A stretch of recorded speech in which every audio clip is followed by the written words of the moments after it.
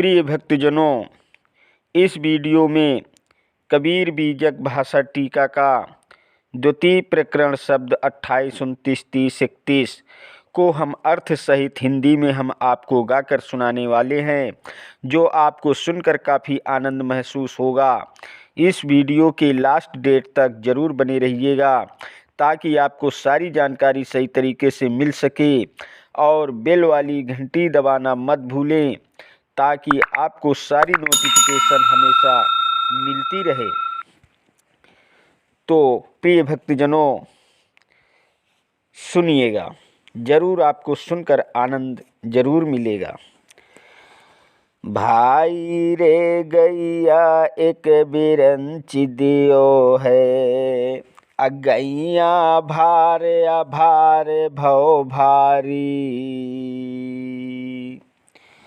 नौ नारी को पानी पियतु है, तृष्णा तेयु न बुझाई रे।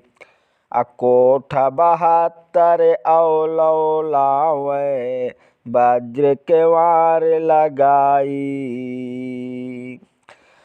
खूंटा गाड़ी दवरी दृढ़ बांधेउ, अतयो तोर पराई रे।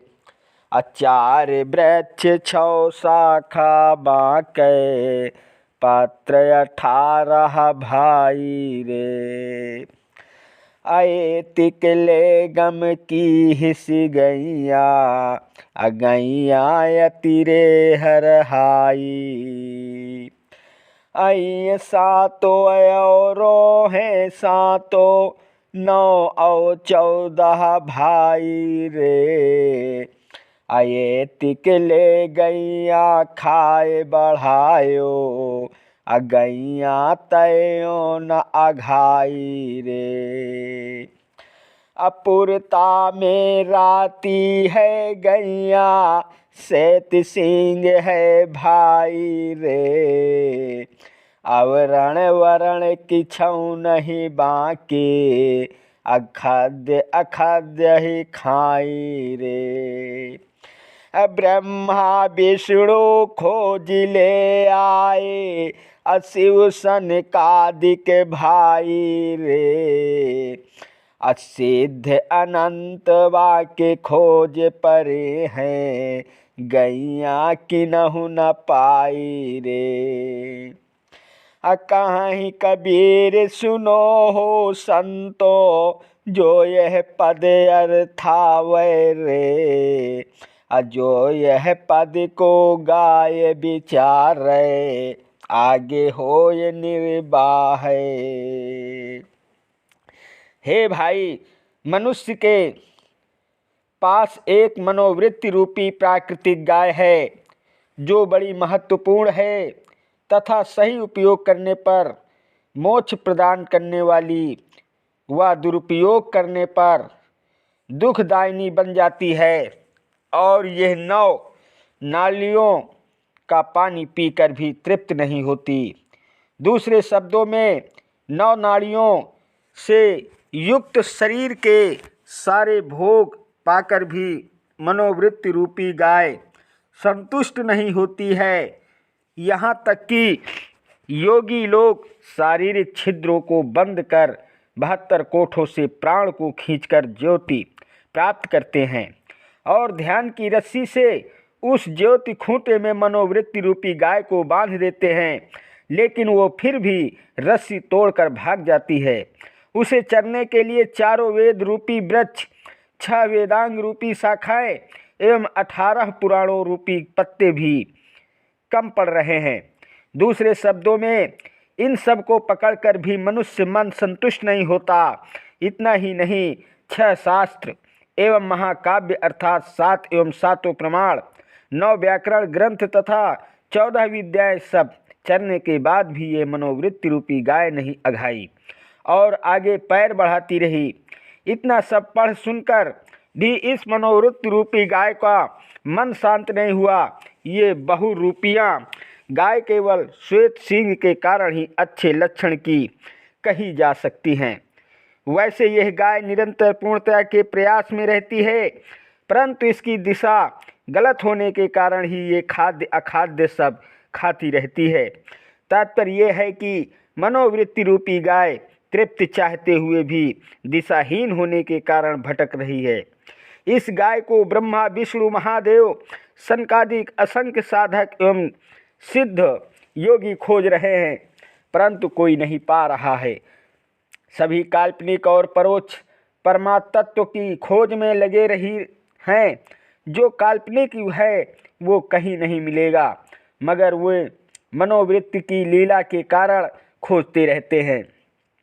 कबीरदास जी कहते हैं कि हे संतों, जो इस पद का अर्थ करे और इसको गाकर इसका विचार करे, वह मनोवृत्ति रूपी गाय से आगे निज स्वरूप में समा जाए और उसी स्थिति में जीवन पर्यंत निर्वाह करे।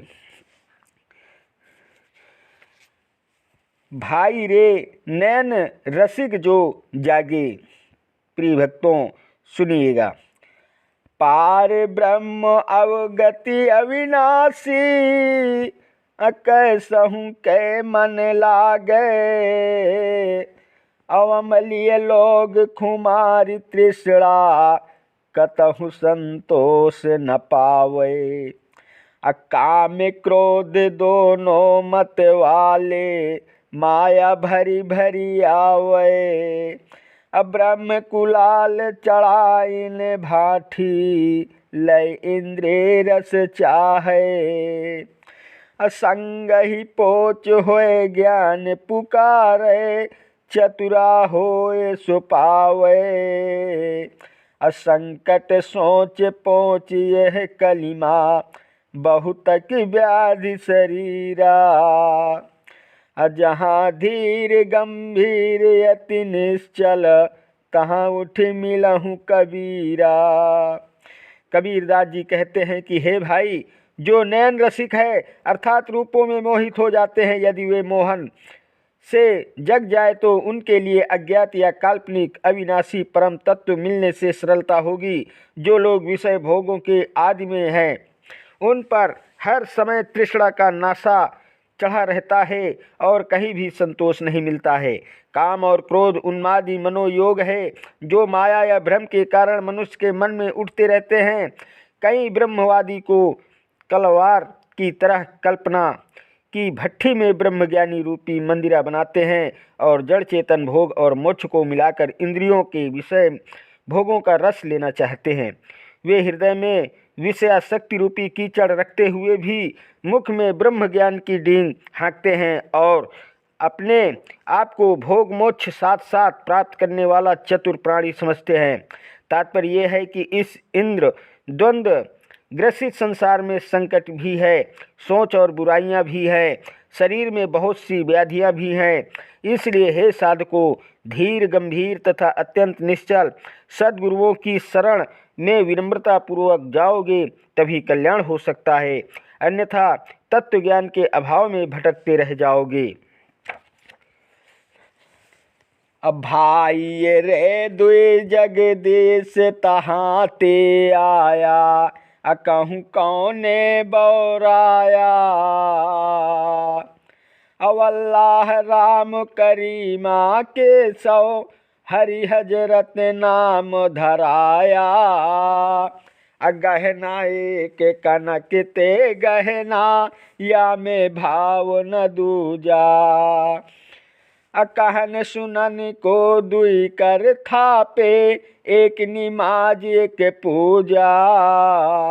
अब वो ही महादेव वो ही मोहम्मद, ब्रह्मा आदम कहिए। को हिंदू को तुर्क कहावे, एक जिमी पर रहिए। अवेद किताब पढ़े वे कुतबा, वे मौलवा वे पाड़े। बेगर बेगर नाम धरावे, एक मिट्टी के भाड़े। कहे कबीर वै दूनों भूले, राम ही किन्हु न पाया। ये खसी वे गाय कटावे, बांध ही जन्म गमाया। कबीरदास जी कहते हैं कि हे भाई, दो ईश्वर कहाँ से आ गए? अल्लाह और राम, करीम, केशव, हरि और हजरत, ये नाना प्रकार के नामधारी ईश्वरों की भीड़ कैसा पागलपन है। तात्पर्य ये है कि जैसे एक सोने से अनेक गहने बनते हैं, परंतु सारे गहने केवल सोना ही है, ठीक उसी प्रकार कहने सुनने के लिए कोई नमाज, कोई पूजा करता है, परंतु दोनों का अर्थ एक ही है। महादेव तथा ब्रह्मा में श्रद्धा रखते हैं तो मोहम्मद और आदम में भी रखना चाहिए। जब सभी मनुष्य एक ही जमीन पर रहते हैं तो यहाँ कौन हिंदू और कौन मुसलमान है? कबीर साहब आगे समझाते हैं कि वेद शास्त्र पढ़ने वाले पंडित और कुरान की किताब पढ़ने वाले मौलवी अर्थात अलग अलग भाषा में अलग अलग नाम रखे हैं, परंतु सब एक मिट्टी के बने हैं।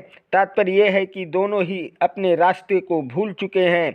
मुसलमान नाम को नहीं समझते और हिंदू रहीम को नहीं समझते, क्योंकि देव स्थानों पर बकरे का वध करते हैं और अल्लाह के नाम पर गाय की कुर्बानी देते हैं। सिर्फ वाद विवाद में ही जन्म जो कि अमूल्य है गंवा बैठते हैं। हंसा संशय छुरी कुहिया, अगैया पीवे बछरुए दुहिया। घर घर सावज खेले अहेरा, पारथ ओटा ले। पानी माही तलफी गई भूमरी, भूरी हिलोरा देई। धरती बरसे बादर भीजे, अभीट गए पौराऊ।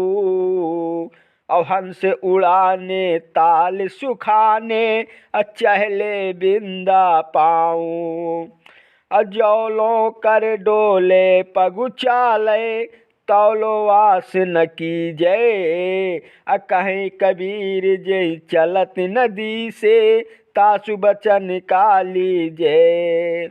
हे हंस, तुम्हें संशय की छुरी ही छल कल कर रही है। आश्चर्य की बात तो ये है कि माया रूपी गाय पी रही है। जीव रूपी बछड़ा दुहा जा रहा है और जीव रूप बछड़ा निस्तेज होता जा रहा है।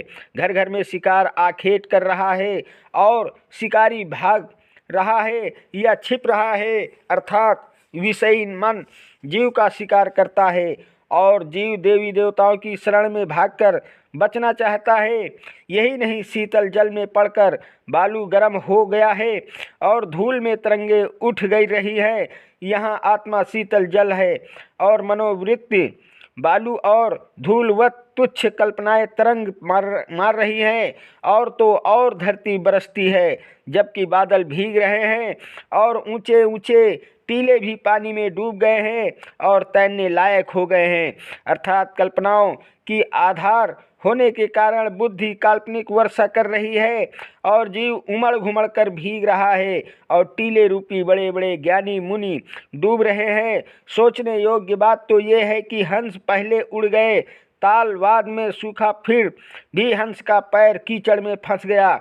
दूसरे शब्दों में हंस रूपी जीव शरीर को छोड़कर चला गया और शरीर रूपी ताल सूख गया, परंतु हंस के पैर रूपी जीव का मन शरीर की वासना अर्थात ताल के कीचड़ में फंस गया है। हे मनुष्यों, जब तक हाथ पैर चलता है किसी दूसरे की आशा मत करो। सद्गुरु कहते हैं, जो मायावी वस्तु देख रहे हो और जिसकी प्रशंसा कर रहे हो वो साथ में जाने वाली नहीं, ये कहीं धारा रह जाएगी। प्रिय भक्तजनों, वीडियो अगर पसंद आया हो तो वीडियो लाइक, शेयर और सब्सक्राइब कीजिएगा। चैनल पर नए हैं तो बेल वाली घंटी दबाना मत भूलिए। Thank you.